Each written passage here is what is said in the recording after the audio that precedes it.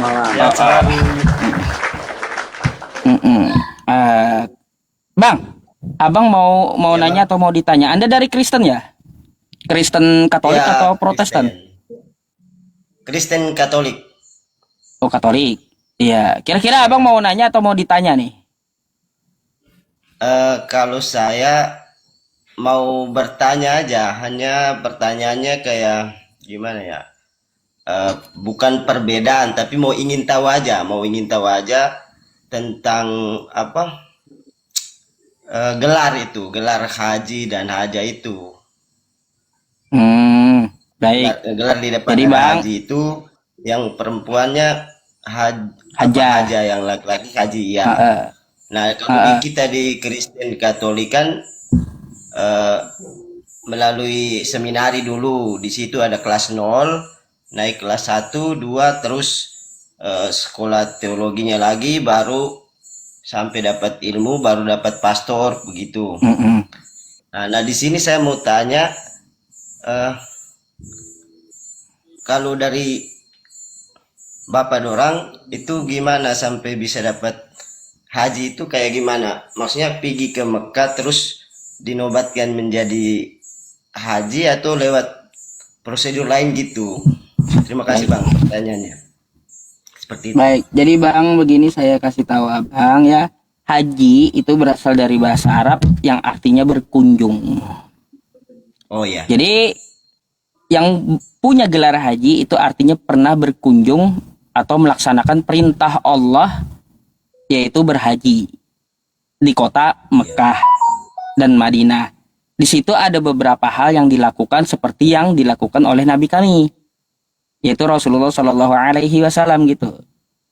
Iya. Jadi setelah melakukan semuanya seperti tawaf, sa'i, wukuf di Arafah, kan melontar jumroh, semua ada di situ. Setelah selesai balik ke Indonesia, ya gelar dia haji, cuma gelar itu bang. Artinya pernah berkunjung gitu, berkunjung ke tanah suci dan telah melakukan rukun Islam yang kelima. Karena rukun Islam itu ada 5, kayak gitu. Pertama Tahu Bang ya. syahadat, kan kayak gitu. Iya, Yang ya. kelima kan naik haji. Rukun Islam saya Nah, tahu yang ya. gitu bang. Ada Hanya gitu aja Bang. ritual-ritualnya. Mm-mm. Mm. Nah, kepingin tahu aja Jadi itu bu, saja Bang. maksudnya gini, jangan nanti pergi ke Mekah nggak melakukan apa-apa, tiba-tiba datang haji gitu, berbeda. Haji itu masuk bagian dari ibadah, gitu ya bang ya. Iya, iya. Ngerti, ngerti, Oke. ngerti. Ada lagi Oh, bang yang jadi ditanyakan? Ka- kalau dari saya mungkin hanya itu saja Bang. Kepingin tahunya Mm-mm. gitu aja. Mm-mm. Baik. Kirain ada yang lain lagi yang menurut abang penasaran gitu. Kalau penasaran itu saya pernah pernah lihat host-host juga itu apa ya, eh, tentang hijab ini, tentang hijab itu kan, eh, Umar bin apa, minta maaf nanti salah sebut lagi, Umar Umar bin bin, Khattab, ya. itu kan kawannya siapa lagi, pokoknya Umar itu kan dia bilang itu, berhijab itu dari apa, leher ke bawah itu Mm-mm. berhijab. Tapi kenapa Mm. bukan kebanyakan ya, tapi kelihatan macam ada yang pakai sampai kerudung gitu. Itu ada Mm-mm. perubahan atau gimana? Mungkin perubahan iklim atau perubahan regulasi dari apa, imam-imam besar atau gimana Bang? Mm-mm. Ya bang, satu lagi ya, sedikit kekurangan saya menjelaskan haji tadi bang ya. Haji itu ada waktunya, oke? Di bulan Oh iya, iya. Dzulhijjah gitu. Ada waktu tertentu gitu melaksanakan haji. Jadi haji itu adalah sebuah pengalaman ya, berkunjung ke tanah suci Mekah, melakukan ibadah yang pernah dicontohkan oleh Rasulullah Shallallahu Alaihi Wasallam dan ada perintahnya di Al-Quran. Ya, jadi gelarnya haji. Jadi bukan hanya sekedar gelar juga sih. Ya, bukan sekedar cuma gelar, tapi ada juga pengalaman gitu yang beliau dapat dalam ibadah di Makkah gitu. Itulah makna dari haji. Ya, ya, Bang. Ya, Terus yang untuk Anda katakan tadi masalah Umar, Umar itu adalah sahabat Nabi. Ya sebenarnya Iya, untuk sahabat masalah Nabi. Iya, betul. masalah berhijab ya Bang ya yang Anda tanyakan. Oke? Iya, iya. Nah, hijab itu ada perintahnya di Al-Qur'an min jalabibihin. Di dalam hadis ya, di dalam hadis ketika Rasulullah Shallallahu alaihi wasallam menemui Abu Bakar As-Siddiq. Lalu ternyata ada anaknya yang perempuan Asma bin Abu Bakar gitu. Ketika itu Asma ya terlihat auratnya ya kan waktu dia mendatangi ayahnya. Terlihat auratnya. Jadi Nabi langsung berpaling lalu beliau bersabda, batasan seorang perempuan yang diperlihatkan hanyalah muka dan kedua telapak tangan. Gitu. Iya. Bang, izin Gitu, Mas Bang. bisa merokok nggak? Bisa merokok nggak, Pak? Kalau Izin. kalau merokok abangnya kena nanti sistem dari TikToknya yang larang bukan saya Kena ban. sistemnya. Iya. Nggak boleh itu peraturan dari Tidak apa-apa, ininya tidak dari TikToknya. Iya, iya, Kita tidak kena apa-apa. kita ke band kena peringatan. Tidak apa-apa. Oh ya, Bang. Hmm. Terima kasih atas penjelasannya. Terus apa lagi ya, sabar ya. Masih bisa kasih kesempatan lagi? Boleh. Ya. Eh, di kita Kristen itu kan ada yang Kristen Ortodoks gitu kan. Mhm. Terus kalau di Muslim itu ada kayak ada aliran lain lagi nggak? Kayak kita kan di Kristen Ortodoks juga ada. Kalau macam Muslim yang saya tahu hanya ada NU gitu. Mungkin ada lain lagi. Oh, NU itu Bu, organisasi cuma organisasi Bang. Islam ya Islam gitu.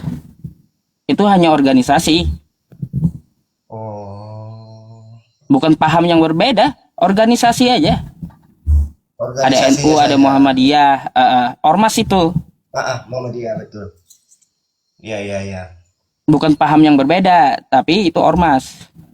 Islam mereka dua-duanya. Gitu. Oh iya. Tapi boleh saya Terima bertanya, kasih, Bang. Boleh, boleh, boleh. Kenapa Abang jadi Katolik?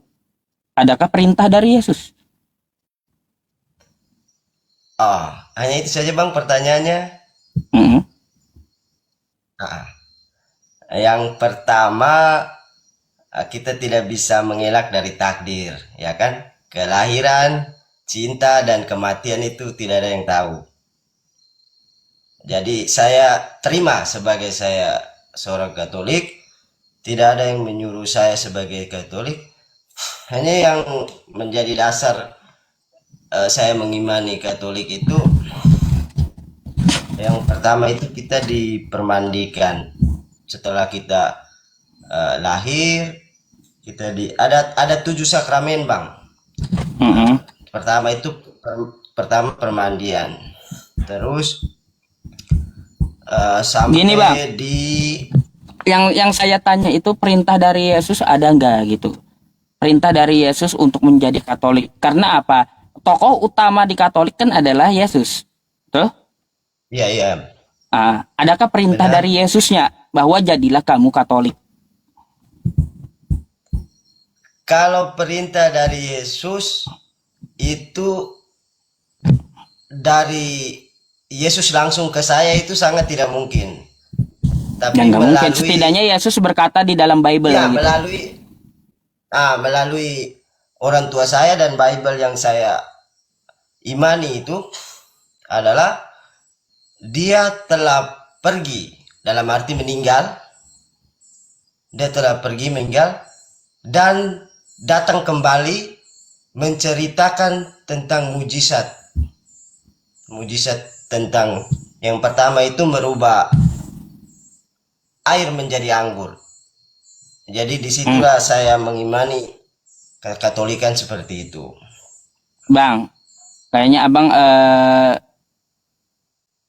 kurang membaca Bible-nya.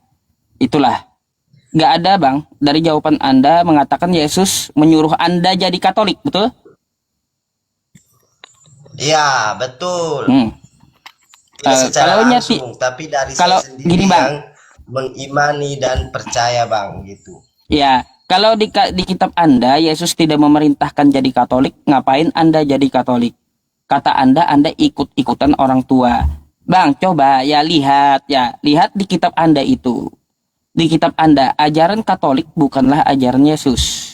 Yesus tidak mengenal Katolik. Yesus tidak pernah mengajarkan Katolik. Nah, terus Katolik itu tidak ada di zaman Yesus. Gitu, Bang. Kenapa saya bilang bukan ajaran Yesus? Abang pahamnya kayak gimana? Tritunggal ya? Tuhan 3 dalam 1. Iya benar. Yesus nggak pernah mengajarkan Tuhan 3 dalam 1. Yesus hanya mengajarkan sembahlah Allah, yaitu Tuhanmu yang Maha Esa. Bukan menyembah dirinya. Bukan menyembah Tuhan yang 3 dalam 1. Oke baik bang. Jadi untuk 3 dalam 1 ini itu saya tidak salah itu Injil Yohanes bab, kalau tidak salah di bab 10 ayat 30 atau bab 30 ayat 10 itu tidak salah. Itu dia bilang itu di dalam Bapakku ada aku dan aku di Aku dalam dan dia. Bapa adalah satu. Iya Bapa adalah di satu. dalamku Barang dan aku siapa di dalam dia. Kan kayak gitu. Iya, iya. Itu Jadi dasarnya. disitulah Jadi Tritunggal. dasarnya di situ juga.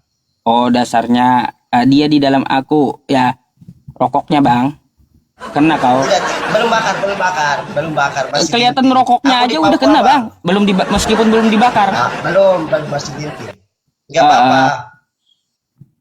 Jadi bang Di begini BM bang. juga nggak rugi, aku bikin akun baru aja. Lanjut bang.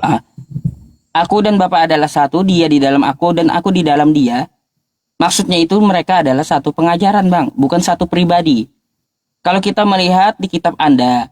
Di Yohanes 17. Nomor 11. Dikatakan di situ. Murid-murid juga satu dengan Bapa. Murid Yesus yang 12 itu juga satu dengan Bapa mereka. Jadi yang dimaksud saat aku dan Bapa adalah satu. Kata Yesus itu bukan berarti Yesusnya adalah Bapa, bukan. Tapi yang dimaksud adalah satu pengajarannya. Coba lihat Yohanes 17 nomor 11. Bapa dan murid-murid adalah satu. Gimana tuh? Iya bang. Ya, di situ ada lanjutan bang. Itu ada lanjutan di situ.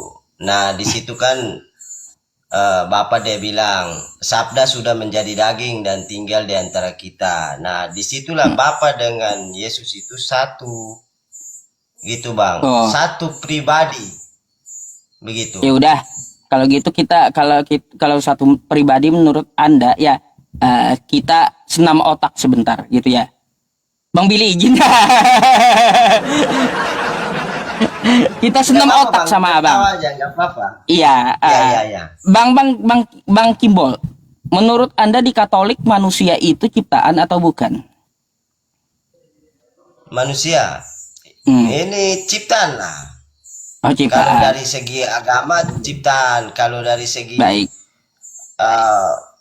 akademik ya ilmiah ya perkawinan gitu. Ya, saya hanya tanya ciptaan atau tidak ya. Terus yang kedua, apakah Yesus itu manusia?